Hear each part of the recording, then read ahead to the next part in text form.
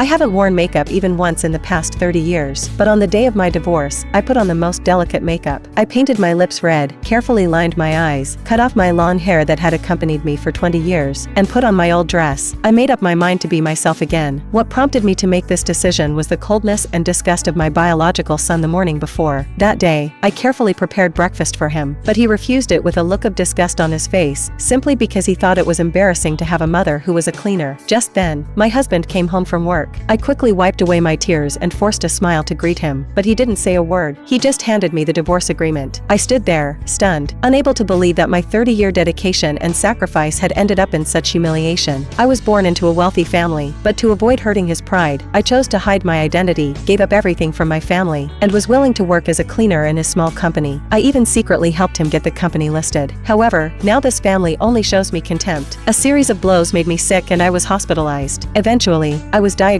with cancer. After learning the news, my friend cried and advised me to leave this family and return to my real family to be the heir again. But I still couldn't let go and decided to give this family one last chance. When I summoned up the courage to tell my husband the truth, I accidentally heard something that completely broke my heart. It turned out that he had already had a new lover. At that moment, I knew that this family no longer belonged to me. So I pulled myself together and made an elegant appearance. I returned to my family business as the real heir. On the first day, I met my ex-husband. He came with his new girlfriend on his arm, wanting to discuss a cooperation with the company. Unexpectedly, the new woman arrogantly insulted me in public. I couldn't hold back anymore and slapped her. My ex-husband hurriedly explained that she was a friend of the heir of a consortium. I coldly replied, "I don't have such friends." They were so angry that they thought I was crazy and sneered that I should see a doctor, then left arrogantly. That night, he came home drunk. In a daze, he saw a familiar figure approaching, but it turned out to be just an illusion. Then my son came in and asked if his mother had divided up the family property. After hearing the answer no, he finally felt relieved. The next day, I sent an invitation to my ex-husband. He was overjoyed and misunderstood that it was his new girlfriend who had helped. He even planned to propose to her afterwards, but he didn't know that the host of that banquet was me. I'm going to make them regret it completely.